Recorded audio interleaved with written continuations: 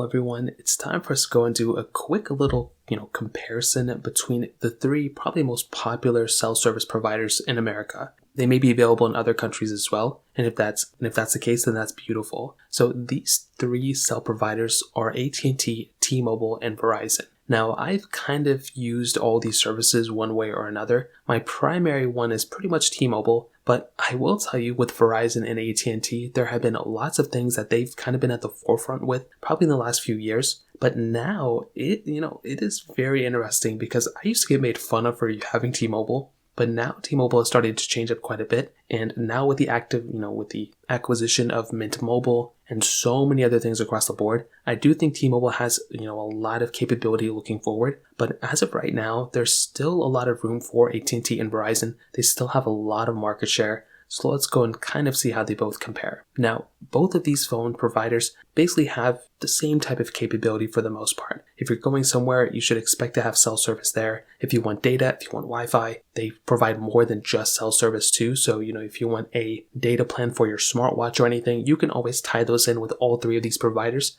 which is something that is very important now, especially with all these LTE smartwatches, things like the Galaxy Watch Pros, as well as the Apple Watches. Now, the coverage is one thing that I've seen a lot of people hit on. Now, one thing that I did see and a lot of people mention is that Verizon was one of the people who were able to go ahead and deploy 5G first. And 9to5Mac basically summed up this article very, very well, and I'll leave this one linked in the description because it's a very good article that sums this up. And basically, that was one thing that really surprised me. I wasn't expecting T-Mobile to go ahead and have 5G available day one, and I was expecting a company like Verizon to pretty much be the first, case, because they're way more popular, they have way more money probably. So with somebody like Verizon pushing the forefront, I've always noticed that whenever a new feature comes out or anything like that, even remotely close, Verizon is usually at the forefront. So if you're trying to get like the latest and greatest features, Verizon may end up being the one for you. Their 5G area coverage is usually very high as of right now. Although 5G really isn't worth using right now anyway, it is still going to be at the forefront. So if you're planning on using 5G, you may just want to go ahead and use that, not switch over to Verizon,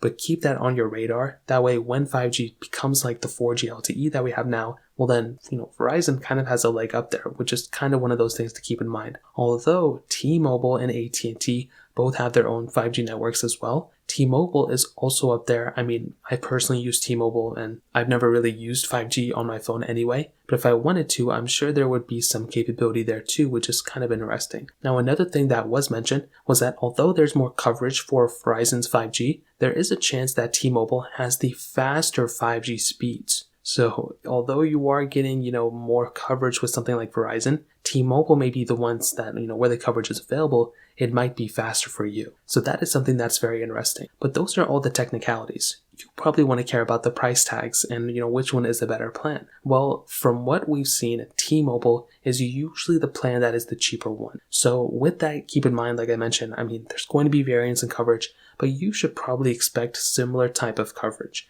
If you're having horrible reception in a T-Mobile area, you're probably going to have, horrible reception in At&t and Verizon. So between all three, At&t, their basic unlimited plan starts at $35 per phone. T-Mobile's plan is $25 per phone, and Verizon can be $25 to $30 per phone. So from all of these, At&t is the most expensive, Verizon is in about the middle, and T-Mobile is kind of tied with Verizon with being the cheapest one. Now with the upgraded unlimited plan, so these are things that are a little bit more than just the basic unlimited. It's $40 per phone on At&t, T-Mobile is $35 per phone, and Verizon is $31 to $41 per phone. So these are all with 4 plans, 4 lines with autopay, and it looks like Verizon is actually the cheaper one with the upgraded unlimited plan. Now finally, the premium unlimited plan, which is basically like the highest, best plan as at that point. With At&t, it's $50 per phone, T-Mobile is $42.50 per phone, and Verizon is $41 all the way up to $55 if needed. Now, personally for me, I think Verizon right there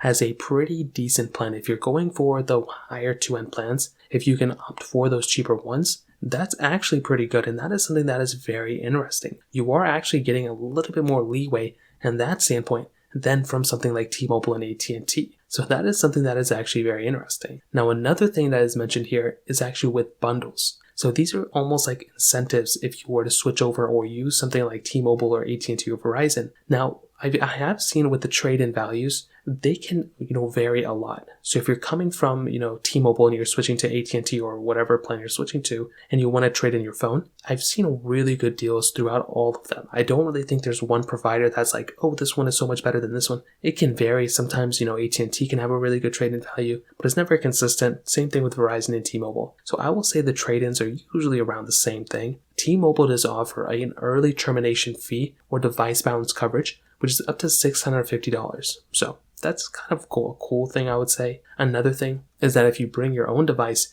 you can get a credit up to $650 for T-Mobile, up to $500 for Verizon, and up to $250 for AT&T. So I am noticing a pattern. AT&T just kind of seem to be like the more expensive one, it's kind of looking like. And finally, with any streaming video services and whatnot, it looks like T-Mobile does give you Netflix, gives you 1 year of Apple TV Plus and Paramount Plus free. With Verizon, you are getting Disney Plus bundled in with it. So that's kind of a cool thing you're getting with, something like a Verizon plan, which is kind of cool at the end of the day. So that's kind of another slight thing to keep in mind as well.